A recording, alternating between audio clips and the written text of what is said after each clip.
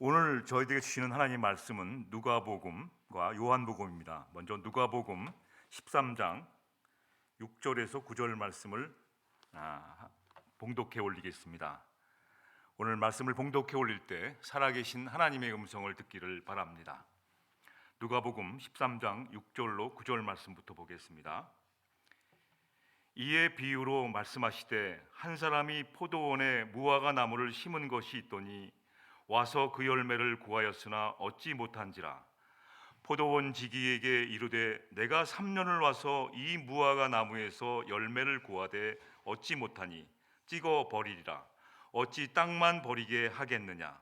대답하여 이르되 주인이여 금년에도 그대로 두소서. 내가 두릅하고 거름을 줄이니 이후에 만일 열매가 열면 좋거니와 그렇지 않으면 찍어 버리소서 하였다 하시니라. 아멘. 요한복음 15장 1절로 2절 말씀입니다. 나는 참 포도나무요 내 아버지는 농부라.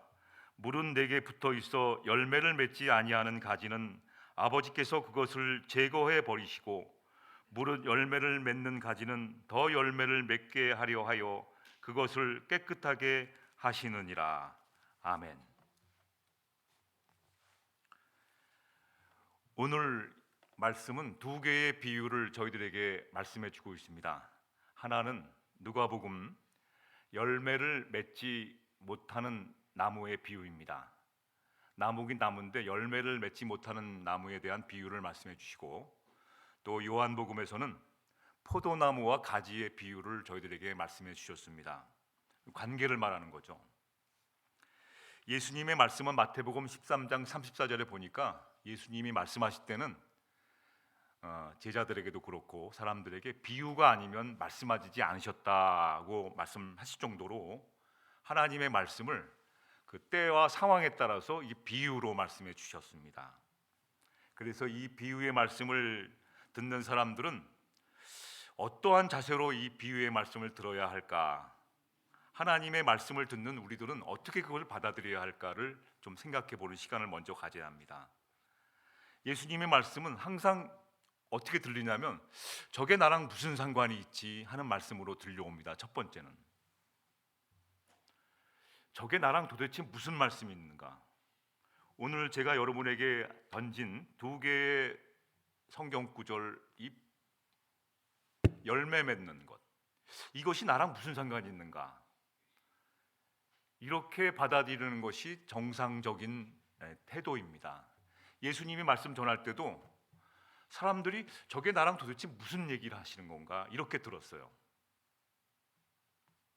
그래서 듣는 사람들이 생각을 하게끔 만듭니다. 예수님의 말씀은. 또 비유의 말씀은 늘 그 새로운 정보가 아니라 늘 해왔던 것, 늘 사용했던 것, 늘 경험했던 것, 그냥 모르고 지나쳐왔던 것들을 새롭게 보게 하는 것에 이 비유의 말씀을 선포하고 있습니다. 당연한 줄 알았는데 은혜였어요. 저는 주일날 늘 열심히 나와갖고 잘 몰랐는데 지난번에 아프고 보니까 야, 주일날 이렇게 나오는 것이 이게 당연한 것이 아니라 은혜였다는 생각을 해봅니다. 오랫동안 이 묵혀두었던 것을 새롭게 보게 하는 것이 예수님의 말씀이에요. 비유의 말씀은 힘이 하나도 없어요. 저게 무슨 이렇게 좀 힘차게 좀 말씀해 주시면, 예수님은 이렇게 힘이 하나도 없이 말씀을 하셔도 그러나 듣는 사람, 말씀을 읽었던 사람들이 이걸 내 안에 받아들이는 순간 엄청난 파워가 생깁니다. 제가 존경하는 목사님은 설교 시간 내내 고개를 들고 말씀을 전하지 않았어요. 그냥 요만한 설교 메모지 하나 갖고 와서 그냥 읽어주세요. 그래서 이게 눈을 마주보고 얘기해야 되는데 한 번도 그런 적이 없어요. 그런데 30년 전 그때 얘기했던 그 말씀이 지금도 기억납니다. 내한테 받아들이니까 엄청난 파워가 있게 되는 것이죠. 이스라엘과 하마스 전쟁하는 거 보니까 이 땅굴에 본부가 있으니까 이스라엘에서 포탄을, 이 지하를 뚫는 그런 폭탄을 쓰더라고요. 똑 구멍은 조그만데 안에 들어가면 엄청난 파워를 일으키는, 땅 속을 파고 들어가서 그 안에서 그냥 파워를 일으키는 그러한 폭탄처럼, 이 비유의 말씀은 이게 도대체 나랑 무슨 상관이 있나, 이게 그러다가 이걸 생각하고 이게 내가 늘 일상에 있는 말씀은 알겠는데 저게 나랑 무슨 상관이 있나, 그게 듣다가 어느 날 이게 나에게 큰 에너지가 되고 파워가 된다는 말씀입니다. 이 비유의 말씀은 메시지를 급하게 알아듣는 게 아니에요. 이 오래 담근 장처럼 천천히 알아듣게 만듭니다. 즉흥적으로 이렇게 반응하게 만들진 않아요. 성경 말씀은 이 전형적인, 내가 지금까지 생각해왔던 전형적인 틀에 맞춰서 말씀하는 거 아닙니다. 그래서 말씀을 늘 삐딱하게 들어요. 저도 마찬가지예요. 남의 말씀 들을 때 아우 졸려, 삐딱하게 듣게 됩니다.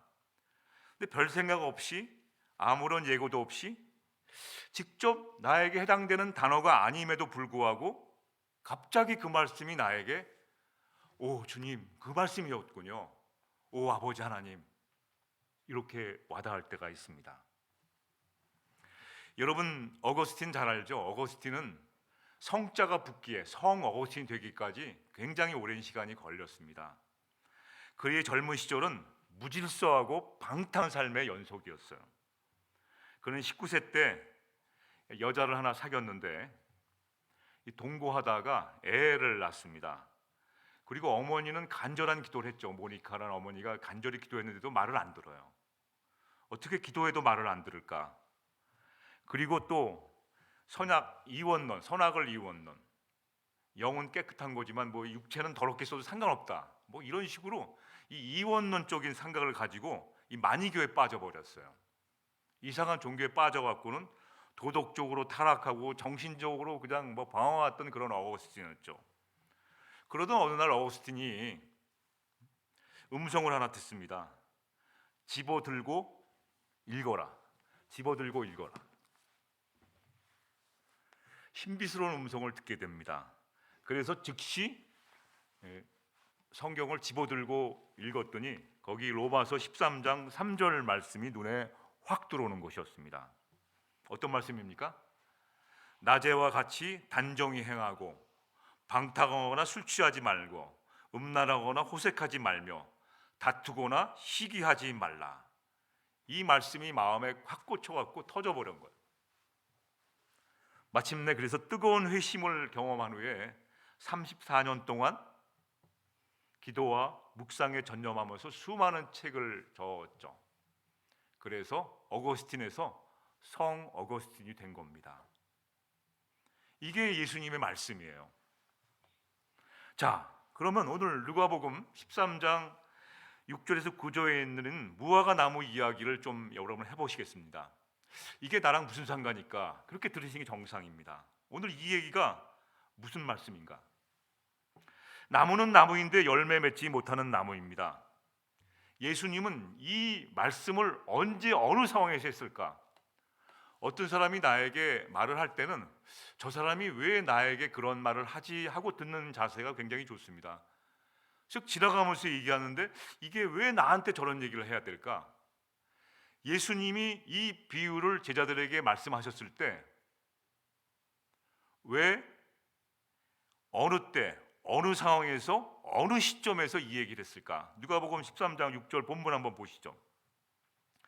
예수님은 이 비유를 고향 갈릴리에를 떠나서 유월절 축제를 보러 예루살렘으로 가시는 길에 들려주셨습니다. 그 길은 사마리아를 지나가는 길이었어요.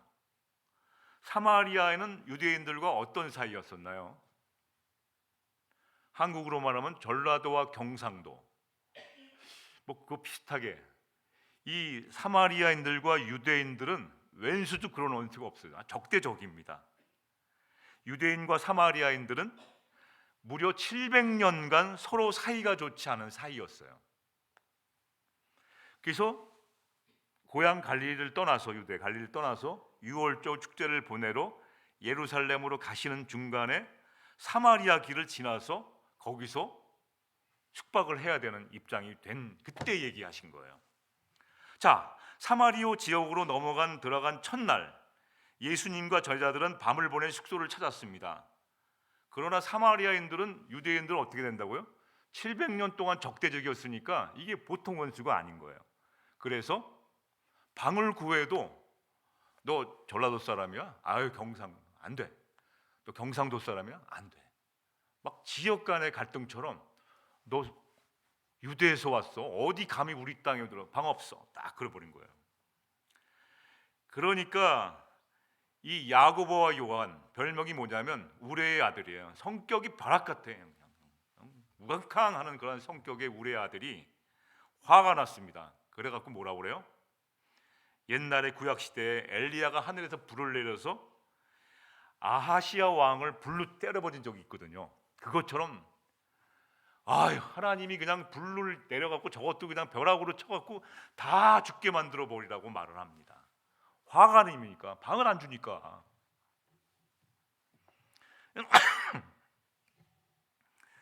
그때 성질이 확 나왔을 때 욱하갖고 그냥 다 때려버리라. 하늘에 불을 내리셔갖고 저것들 다 없애라. 저 못된 것들, 응? 저 말도 안 듣는 것들, 응? 그냥 다 때려버려라. 불을 내려서 그들을 즉시 죽이고 싶어했던 막 성질이 난 거예요. 그때 누가복음 13장 6절에 있는 비유의 말씀을 들려주신 겁니다. 자, 어떻게 들려주셨나요? 6절 7절 보시면 열매를 구하였으나 얻지 못한지라. 분명 투자를 했는데 성과를 나오지 않았습니다. 그래서 3년을 와서 이 무화과 나무에 열매를 투자했는데도 계속 줬는데도 아무런 것이 안 나오니까 어떻게 됩니까? 7절에 보니까 열매를 구하되 얻지 못하니 찍어 버리라. 어찌 땅만 버리게 하겠느냐. 투자를 했는데도 아무런 효과가 없으니까 그냥 찍어 버리라. 이렇게 나와요. 찍어 버리라. 그런데 8절부터 보니까 열매를 맺지 못하는 무화과 나무, 이 찍어 버리라는 것은 제자들의 입장이에요. 아우 저것들 정말 나한테 이럴 수 있어? 아이 그냥 불을 내려서 그냥 다 없애버려라. 이런 식이에요. 그러니까 내가 마음에 안 드는 사람을 만났을 때 어떻게 돼요? 그냥 안 만나면 되고 헤어지면 끝나는 거고 다시 안 보면 되는 입장으로 취하는 그런 관계. 찍어버리라 이겁니다. 그런데 8절부터 보니까 이게 비유의 이야기가 열매를 맺지 못하는 무화과 나무 이야기에서 이야기가 바뀌어요. 거름 이야기로 바뀌어. 거름. 찍어버리라는 이야기에서 거름을 준다는 것은 뭐예요? 다시 한번 기회를 주는 이야기로 바뀌게 됩니다. 자, 대답하여 이르되 주인이여 금년에 그대로 두셔서 찍어버리지 마시고 내가 땅을 좀 두루 파고 거름을 주겠습니다. 이런 겁니다. 바뀌어요. 또 9절에 넘어가니까 좋다. 그러면 내가 기다리겠다. 그렇지 않으면 또 찍어버리소서 하였다. 찍어버리는 얘기가 또 나와. 그러니까 찍어버리는 얘기 사이에서 지금은 가운데 어떤 얘기입니까? 한 번만 더 거름 이야기로 바뀌는, 거름을 줄 테니까 한 번만 더 기회를 달라는 것이죠. 여러분, 우리가 이제 교회를 떠나서 사는 세상은 성과가 없으면 해고시킵니다. 내 마음에 안 들면 찍어버리는 거예요. 안 보면 되고. 그 남자랑 헤어져, 그 여자랑 헤어져. 마음에 안 들면 해고시켜, 없애버려, 버려. 맨 이런 이야기뿐입니다. 여러분 그거 못 느끼시나요? 제가 일본 얘기해서 죄송한데 일본에 가서 처음에 직장을 구했습니다. 아르바이트를 구했는데 한국에서 일본어를 공부하고 갔는데 그 말을 못 알아듣겠습니다. 현장에 가니까 이 지식으로 공부한 언어와 현장에서 사용한 이 실생활 용어가 이 일본어가 틀려서 못 알아듣겠어요. 그 레스토랑에서 첫날을 보냈는데 매니저가 날 부르더니 그만두라고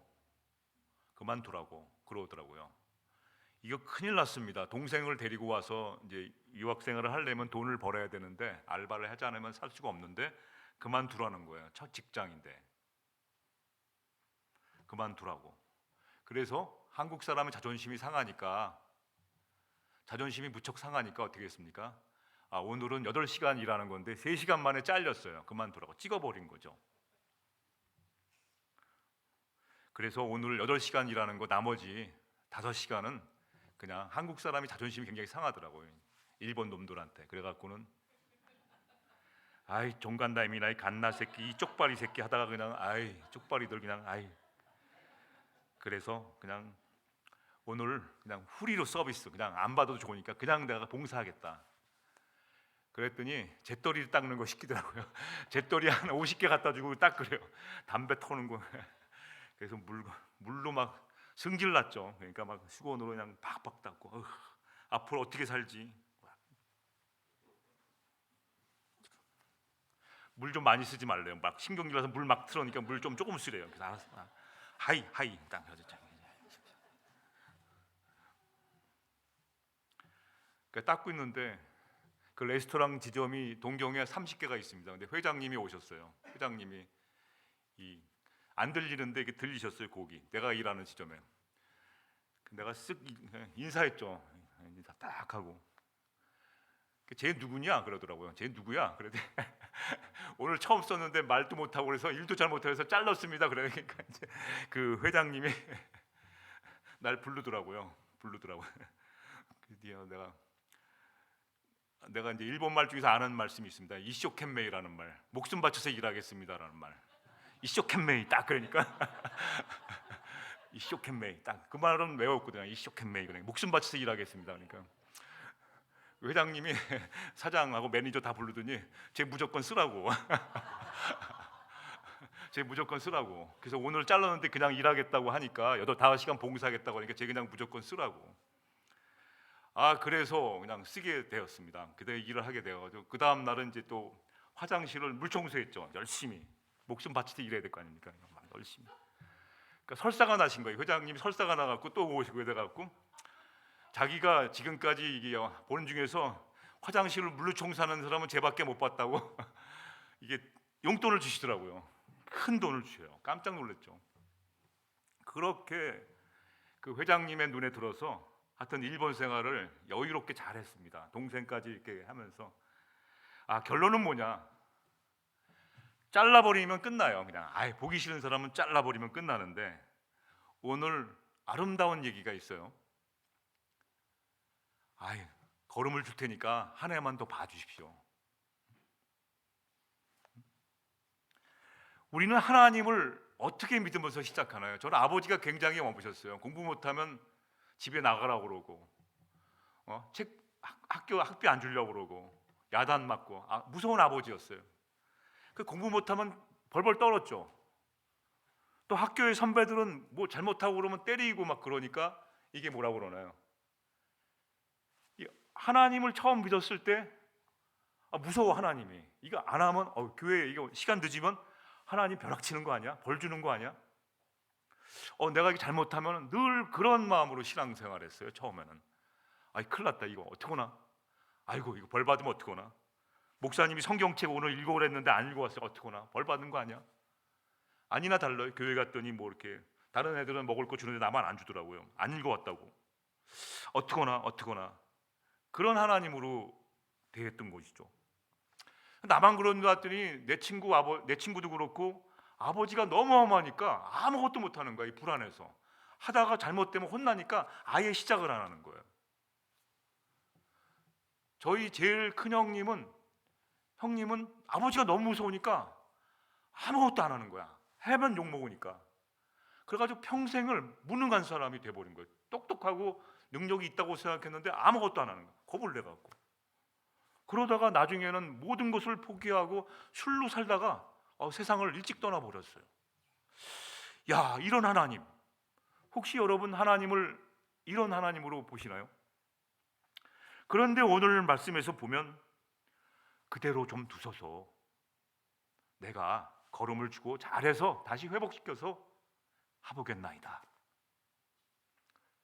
이런 회복의 하나님, 다시 한번 선하고 아름다운 하나님, 이런 하나님으로 어느 날 다시 하나님을 만나게 되고 예수님을 인격적으로 만나게 되니까 내 삶이 달라지는 거예요.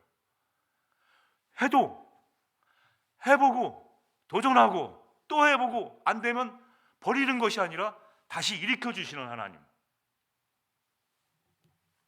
자, 요한복음의 말씀을 한번 보시죠. 요한복음의 말씀도 아주 익숙한 단어가 등장합니다. 2절을 한번 보시죠. 참포도나무여 내 아버지는 농부인데 내게 붙어있는, 여기는 이제 세 가지 가지에 대해서 나와요. 열매를 맺지 못하는 가지, 또 여기 떨어진 가지, 그 안에 열매를 맺는 가지, 이렇게 세 가지 가지가 나와요. 근데 열매를 맺지 아니하는 가지가 있는데 그게 문제예요. 아버지께서 그것을 제거라는 말이 나와요. 제거해 버리시고, 무릇 열매를 맺는 가지는 아주 그냥 잘했다고 칭찬하시면서 깨끗하게 하시는데, 문제는 열매를 맺지 못하는 가지를 제거라는 말이 나와요. 제거라는 말이 헬라어로 아이로입니다. 아이로 시킨다는 거예요. 아이로. 제거하다, 잘라버리다, 그런 뜻이에요. 제거하다는 잘라버리다, 그냥 끝내버리는 거, 안 보면 그만이야. 여러분, 사람들과의 관계 속에서 좀 불만족스러우면 직장을 그만두면 됩니다. 다른 직장 가면 되죠. 또 사람을 보기 싫으면 안 보면 됩니다. 우리의 사고는 늘 이런 거예요. 떠나면 되고, 포기하면 되고, 안 해버리면 됩니다. 어떤 분은 죽을 때 임종을 앞에 두고도 예수님을 안 믿겠다는 사람이 있어요. 목사님이 가서 그렇게 했는데도 고개를 돌려요. 압니다. 아주 지독하더라고요. 그냥 거의 아파서 이렇게 돌아가실 때 되면 받아들이고, 근데 끝까지.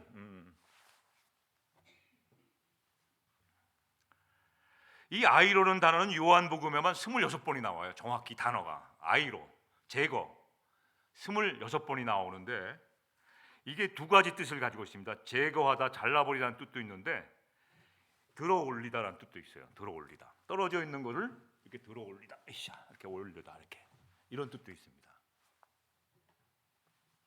요한복음 5장 8절에 보니까 예수님이 중풍에 걸린 사람에게 일어나, 걸어라 할 때 일어나라는 단어가 아이로예요. 요한복음 8장 59절에 예수님이 분노한 종교 지도자들이 예수님께 돌을 던지잖아요. 돌을 들어 던지다 할 때도 똑같은 단어가 나와. 아이로. 던지다, 들어 올려서 던지다, 들어 올리다.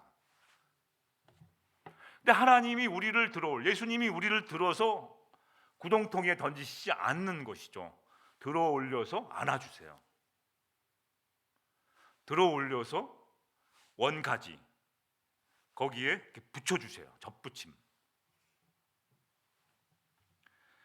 시드로 땅바닥에 끌리는 포도나무 가지를 땅에서 끌어올려서, 들어올려서 아이로 하셔서 상황을 깨끗하게 해주세요.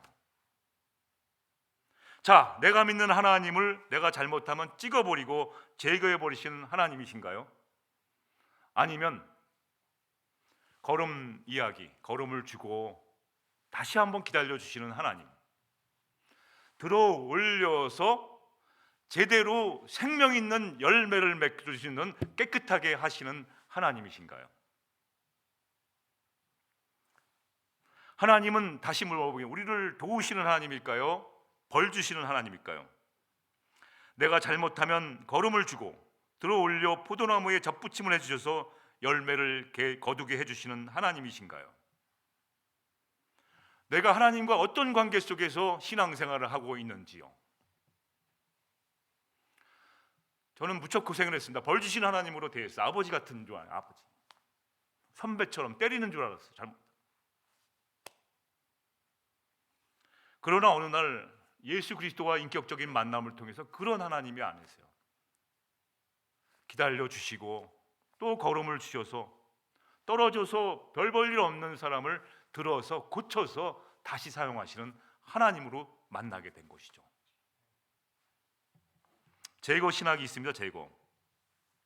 예수님과 연결이 되어 있지 않은 상황에서 회복하려고 애쓰지도 않고 단절의 삶을 살아갑니다. 떠나고 안 보면 되고 포기하면 되고 그냥 의미 없이 세상이 나를 버렸으니까 나도 세상을 버린다 해서 혼자 그냥 외롭게 살아가는 사람들이 많이 계셔요. 그러나 하나님의 말씀은 열매를 맺지 못하는 나무를 찍어버리는 하나님이 아니십니다. 하나님은 선하고 아름다우세요.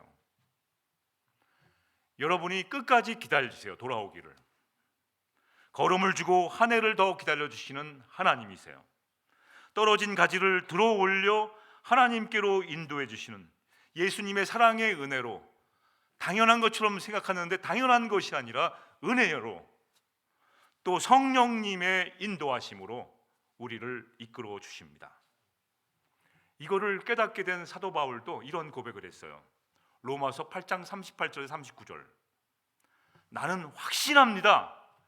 죽음도 삶도 천사들도 권세자들도 현재일도 장래일도 능력도 높음도 깊음도 그 어떠한 그 피조물도 우리 주 예수 그리스도 안에 있는 하나님의 사랑에서 끊을 수 없습니다. 이러한 믿음으로 바뀌었어요. 그 순간 세상이 온통 달라게 보여요. 내가 하는 게 아니에요. 하나님이 도와주시고 예수님이 동행하고 성령님이 인도해 주시는 거예요. 내가 한다고 그랬을 때는 포기하고 싶고 실패하고 좌절하고 눈치 보면서 제거당할까 봐 두려워 떨었는데 하나님이 함께 하시고 예수님이 나를 감싸주시고 성령이 나를 인도해 주시니까 확신하는 거죠. 끊어질 수가 없어요. 정리하겠습니다. 말씀을. 하나님은 흙과 잡초로 뒤덮인 나를 보고 은혜로운 손을 들어 올려 세상에 먼지 가득한 흙을 털어내셨습니다.